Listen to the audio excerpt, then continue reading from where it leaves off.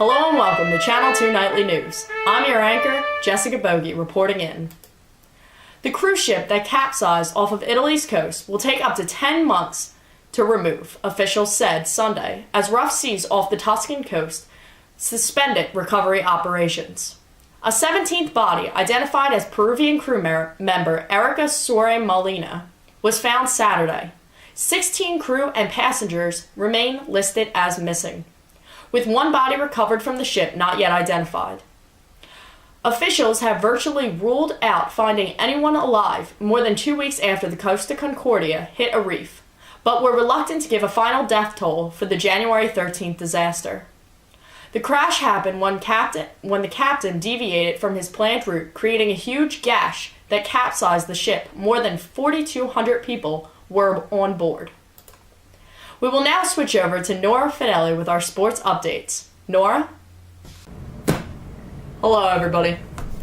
This just in, a longtime fan and collector of Penn State memorabilia, Blake Tobias, has a huge devotion to Penn State football. So when it was announced that Joe Pa passed away this past Sunday, Blake went on Facebook and proposed the notion of naming the field in Beaver Stadium after the legendary coach. Then, a friend suggested that Blake create an online petition for the stadium name change. The petition has recently been posted yesterday on the internet and has already received 5,400 signatures from as far away as Hawaii and Japan and as close as Berks County. But there are some who say he might want to wait until after the Jerry Sandusky trial before renaming anything. Either way, though, Tobias says that he is going to keep driving on until he receives 107,282 signatures, matching the seating capacity in Beaver Stadium in Penn State. Back to you, Jess. Thank you, Nora. This just in, former Marine convicted of killing 3 women in Illinois pleaded not guilty Friday to murdering 5 more women in California. Authorities allege that Andrew Urdelis killed 5 women in Orange, Riverside, and San Diego counties between 1986 and 1995. Many of his victims were prostitutes who were repeatedly stabbed and shot to death. Orange County prosecutors say Urdelis began a killing spree soon after moving to Southern California in 1984 at the age of 19 years old. He murdered 4 women while in the military and a 5th while vacationing in Palm Springs in 1995, 4 years after his discharge. The cases went unsolved for more than a decade until Urdelis was arrested after his return to his native Illinois and confessed there to the California killings. Urdelis is being held without bail. His next court hearing is February 10th. Now we will switch over to Mary DeVaro with weather updates. Mary? Thank you, Jessica. Today has been a wonderful day with sun and clouds at a cool 46 degrees. And as you can see, the weather is just beautiful with the sun setting to our south. Now we will switch over to our 7-day weekly forecast. Monday will have increasing clouds at 42 degrees. Tuesday will be pleasant and very warm at a nice 57 degrees. Wednesday will be very warm at 59 degrees, but expect to see some showers. Thursday will have clouds and sun at 53 degrees. Friday will be sunny and cloudy at 46 degrees. And Saturday will be cooler than the past few days with some sun at 43 degrees. Back to you in the studios, Jess. Thank you, Mary.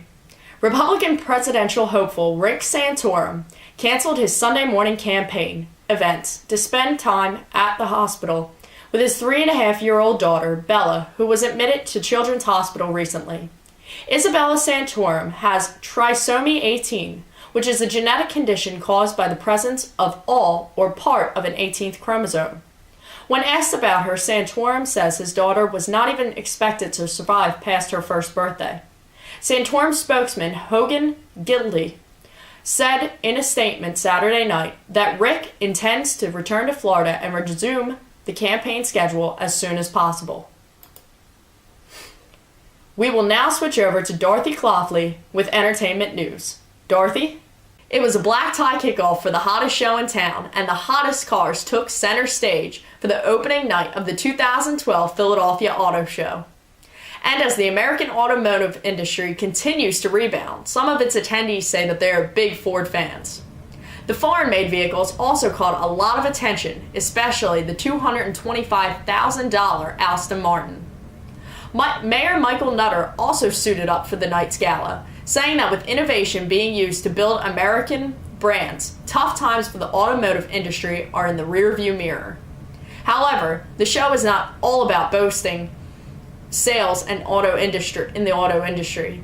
Proceeds from the auto show's Friday night event will go to the Children's Hospital of Philadelphia. And for regular attendees, the auto show opens to the public at 9 a.m. Saturday and runs through February 5th. In other news, the 18th annual Screen Actors Guild Awards will take place tonight at 8 p.m. Eastern Time on TBS and TNT. And it will have live online streaming from the red carpet starting at 6 p.m. Eastern Time at the SAGawards.tnt.tv. A professor from American University in Cairo discovered prostate cancer in a 2,200-year-old mummy. This indicates that the disease is caused by genetics, not the environment. AUC professor Salima Ikram, a member of the team that studied the mummy in Portugal for 2 years, said Sunday that the mummy was of a man in his 40s. As we know, living conditions in ancient times were very different from today. There were no pollutions or modified foods back then, which leads researchers to believe that the disease is not necessarily only linked to industrial factors. This could be a huge breakthrough in understanding cancer. That's all for tonight's health news. Thank you, Emma. Let's switch over to Amelia Gabriel with Animal News featuring the Richardson ground squirrel. Amelia? Thank you, Jessica. I'd like to introduce you to our featured animal, Chuck, the Richardson ground squirrel. Chuck is native to parts of North Dakota and southern Canada, and he lives underground and on prairies.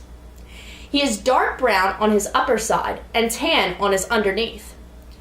His tail is shorter and less bushy than other squirrels, and his external ears are so short that they almost look as if he has holes in his head.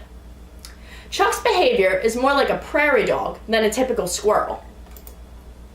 Richardson ground squirrels also appear to live communally, but mainly organize their social structure around female kinship. Chuck is an omnivore, which means he eats grass, seeds, nuts, and insects.